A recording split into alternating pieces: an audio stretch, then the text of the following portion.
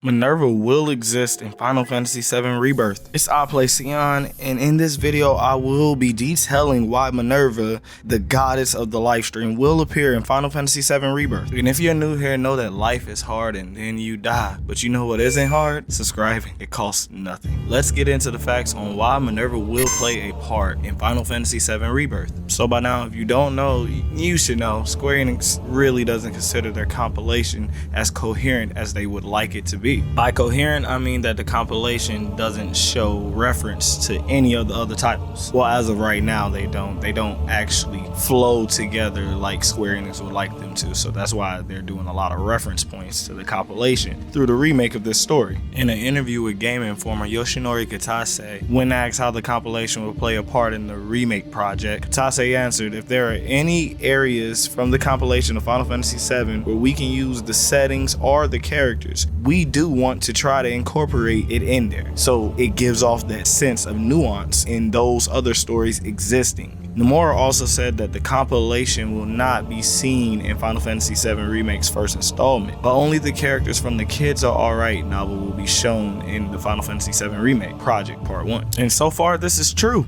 with the first installment only showing the Kids Are Alright characters, and then with the introduction of Integrate showing off Vice in the characters of Dirge Cerberus for the very first time in the remake continuity. And we know with the Final Fantasy VII reunion of Crisis Core coming out very soon, and this is supposed to be the rebirth of Zack, that Minerva is right around the corner and she's canon as hell if they want to keep the game canon. So far they have been truthful about these two articles, and with the floodgates of freedom coming down, being that Final Fantasy VII Remake is officially released and out and done for, Rebirth is next, and they never said they would not include a compilation character in Rebirth. They only said that they would not show them in the remake Part 1. So this is where the video gets a little bit tricky, but stay with me here. Now let's think back to the very beginning of the video where I spoke of the article, the very first article, where Yoshinori Kitase said, "If there are any areas where we can use the settings or the characters, we do plan to incorporate them, right?"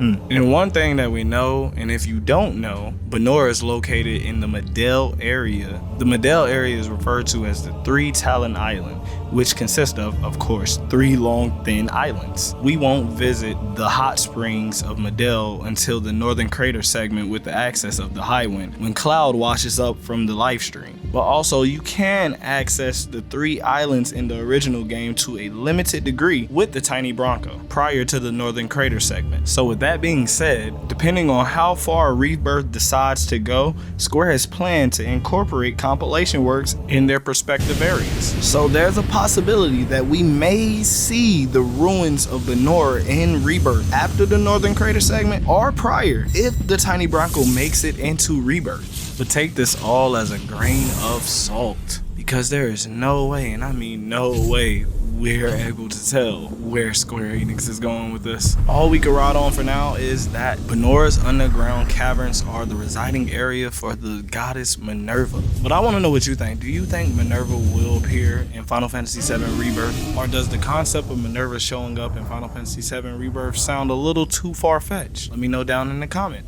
And for all things FF7 wise, you know the deal. Like, comment, subscribe, and play Sion.